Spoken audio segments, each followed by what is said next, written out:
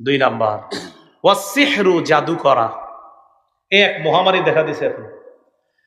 একটা ছেলে আরেকটা মেয়ের সাথে প্রেম করছে, তো বিয়ে হয় নাই, এখন এই মেয়ের জাদু টোনা কইরা তার বিয়ে বন্ধ করে রাখে। এই কাজ করবেন না, আপনার তাকদীরে নাই, তাই আপনি এই মেয়েকে পান নাই। আল্লাহ তো লিখে রাখছে কার সাথে কার বিয়ে হবে। আপনি কেন জোর করে আর পরে তাকে বিয়ে করতে চান? উল্টা তারে তো বিয়ে করেন না, তারেও জাদু করে নষ্ট করে দিতে চাচ্ছেন। তার পুরো পরিবারটাকে আপনি জাদুর মাধ্যমে পুরাই ধ্বংস করে দিতে চাচ্ছেন। এগুলো হারাম, এগুলা ঠিক না।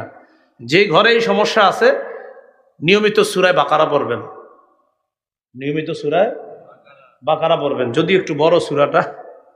তো এরপরও এই জাতীয় ঝামেলা থাকলে, যদি দেখেন কোনো ঘরে জাদু টোনার আশঙ্কা আছে, মেয়েটার বিয়ে হচ্ছে না, আর আপনাদের মনে হচ্ছে কুফুর করছে, জাদু করছে, সূরা বাকারা পড়বেন।